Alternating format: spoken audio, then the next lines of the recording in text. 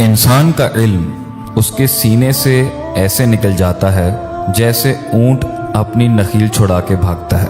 علم انسان کے سینے میں تبھی راسخ ہو سکتا ہے جب وہ اس کے اوپر استقلال کے ساتھ اور کنسسٹنٹ تفکر کرے، تدبر کرے، تذکر کرے، کتابوں میں، کائنات میں غور و فکر کرے۔ اور پھر انسان نسیان سے بھی ہے، بھول جاتا ہے، اور انسان بہت بھول جاتا ہے۔ اس لیے انسان کو اپنی سوچ، اپنی فکر، دل پر سے یا ذہن پر سے گزرتے ہوئے خیالات کو عقیدے کی شکل دینے کے لیے اور صحیح اور سالم عقیدے کی شکل دینے کے لیے بہت محنت کرنے کی ضرورت ہے۔ اس لیے کسی چیز کو سرسری طور پہ پڑھ لینا یا دیکھ لینا یا اس کا مطالعہ کر لینا یا اس پر غور و فکر کرنے سے وہ چیز دل میں راسخ نہیں ہوتی۔ اور یہ دل میں راسخ ہونا علم کا اس لیے ضروری ہے کیونکہ پھر اس سے انسان کے اندر تبدیلی آتی ہے، اس کی سوچوں میں تبدیلی آتی ہے، اس کی جذبات میں تبدیلی آتی ہے، اس کی عمل کرنے کی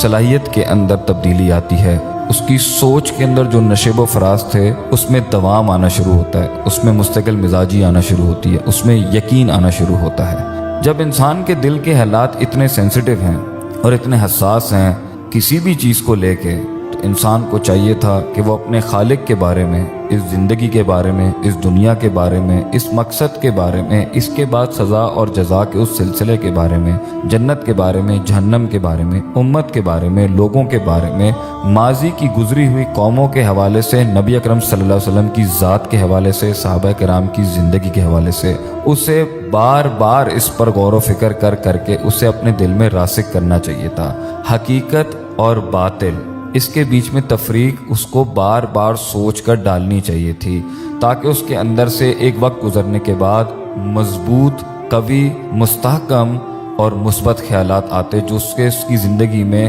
ایسا کام پروڈیوس کرواتے کہ دنیا اس کی محنتوں سے، اس کی پروڈکٹیوٹی سے اس کو یاد رکھتی اور آخرت میں بھی اس کو اچھی جزا ملتی۔ لیکن انسان نے جب بھی اپنے آپ کو اپنے نفس کے حوالے کیا، جس سے آپ صلی اللہ علیہ وسلم کہتے تھے وَلَا تَكِلْنِي إِلَى نَفْسِي طَرْفَةَ عَيْنٍ، اے اللہ مجھے میرے نفس کے حوالے نہ کریں، حالانکہ آپ صلی اللہ علیہ وسلم کا نفس تو دنیا کا اور آخرت کا سب سے پاکیزہ ترین نفس ہے، اس میں کسی قسم کا کوئی عیب نہیں۔ اس لیے آج جو ہم لوگ یہ کمپلین کرتے ہیں یا یہ شکایت کرتے ہیں کہ ہمیں اچھے خیالات نہیں آتے، ہم سے اچھا کام نہیں ہوا جاتا، مجھ سے اچھا بنا نہیں جاتا، میں اللہ والا نہیں بن سکتا، یا میں دنیا کے اندر اللہ کے احکام کے مطابق وہ بیلنس، ہارمنی، پیس، سکون، اطمینان نہ تلاش کر سکا اور نہ اس کو مینیفیسٹ کرا سکا، اس کی وجہ یہی ہے ہماری زندگی، ہماری تعلیم بچپن سے لے کے آج تک تربیت و نشو و نما کے ان فیزز کے اندر، ان سٹیشنز کے اندر ہم لاسٹ، کسلان، کاہلی، سستی، معذوری اور کمزوری کے ایسے باب باندھتے آئے ہیں جس کے اندر ہم نے نہ اپنے اوپر غور کیا، نہ خالق پہ غور کیا، نہ دنیا پہ غور کیا،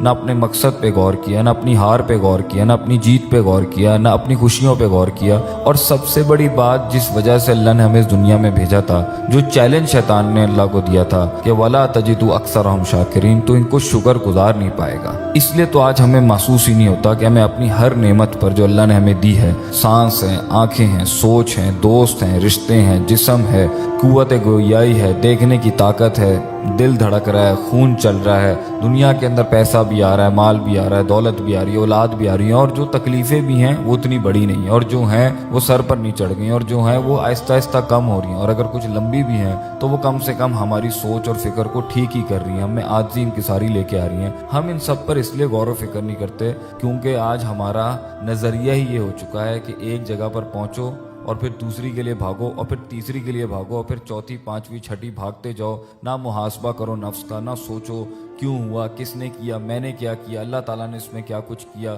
سب کچھ اللہ ہی کرتا ہے۔ یہ سب چیزوں پر غور و فکر نہیں کرنے کی وجہ سے، تیزی اور مستقل مزاجی نہ ہونے کی وجہ سے، کنسسٹنسی، سرٹنٹی کے لیولز اور یقین کے لیولز پر نہ پہنچنے کی وجہ سے آج ہماری سرسری سی سوچ ہو چکی ہے۔ اس لیے نہ ہمارے اندر سے پازیٹیوٹی آتی ہے اور نہ ہی ہم خالق کا، مخلوق کا، اپنا اس جسم کا، روح کا اور اس دنیا کا کوئی حق نہیں ادا کر پاتے۔ اور پھر اینڈ کے اندر ہمیں اغیار کی طرف ہی دیکھنا پڑتا ہے جب نظریات کی بات آتی ہے، جب افکار کی بات آتی ہے، جب زندگی گزارنے کی طریقوں کی بات آتی ہے، جب سکسیس، لاس، جیت، ہار، ایموشنز اور جذبات کو تعریفات دینی ہوتی ہیں تو تو ہمیں غیروں کا ہی سہارا لینا پڑتا ہے، حالانکہ وفی انفسکم، انسان کی اپنی نفس کے اندر ہی اتنے موجزات ہیں۔ افلا تبصرون افلا تذکرون افلا تسمعون، کیا تمہیں نصیحت نہیں ہوتی، کیا تم دیکھتے نہیں ہو؟ اللہ تعالیٰ تو اس دنیا کو دکھا کے، اپنے اندر غور و فکر کرا کے، اللہ کی ذات کے بارے میں سوچ کے، اور جس طریقے سے وہ انسان کے معاملات کریٹ کرتا ہے اس سے انسان کو کمال تک لے کے جانا چاہتے ہیں، جہاں وہ حقیقتوں کو دیکھ سکے،